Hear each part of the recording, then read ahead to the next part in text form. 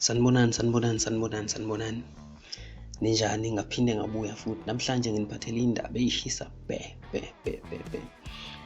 Ngifuna sikhulume ngendaba kaKhuzani Mpongose.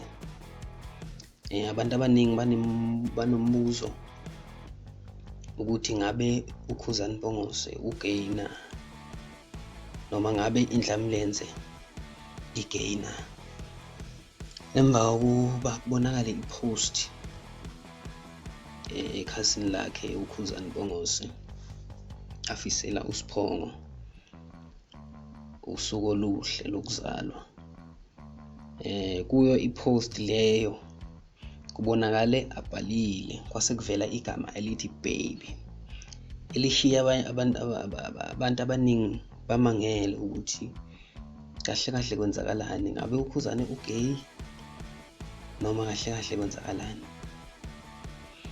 Kodwa-ke sengiyakuzwa umbono wakho nangendlela uzizwa ngayo wena. Fakazi balo post kaKhuzani ebhale baby nepost after mhlawumbe asabonile ukuthi wenze iphutha noma abone indlela abathandi bomculo wakhe abanganeme ngayo ngepost, ube usuyayishintsha uyakhipha lokho ukuthi baby. Kodwa-ke nansi ividiyo awuyibhekele wena ubone. Nansi-ke lento engikhuluma ngayo.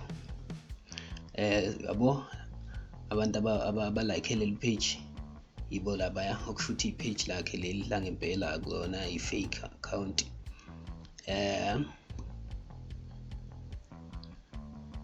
Nayi le post yesibili abesayishintshile, esingazi-ke ukuthi mhlawumbe uyishintshiswe ukuthi ubone abantu banganeme noma ubese uyabona ukuthi abenze i-mistake, ngoba iphutha liyenzeka uma utype kakhulu emafonini. Kuyenzeka ukuthi utype okunye ifoni ivele izenze okunye, kodwa ube usuyayilungisa. Nayi ipost yokuqala, happy birthday baby, ukhule uze ube mdala, ngiyethemba lolu suku lwakho lusho lukhulu kuwena njengoba umuntu ephile ngentando kaMdali. Ungakhohlwa ukuthandaza umbonge njalo uMdali.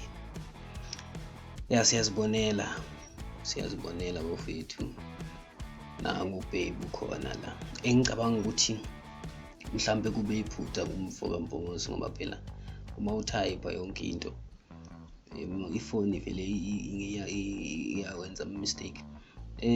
Sibuke ama-comment abathandi bakaMaskandi babonisa ukungenami,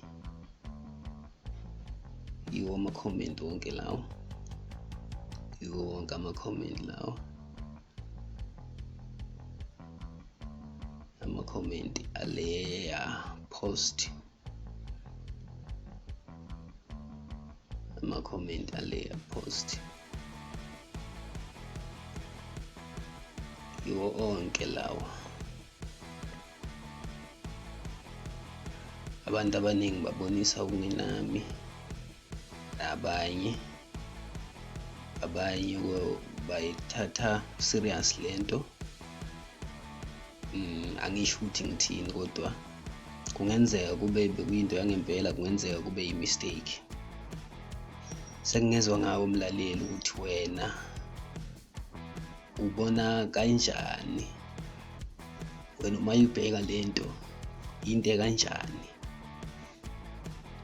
kube i-mistake noma ubone ukuthi into yangenhloso.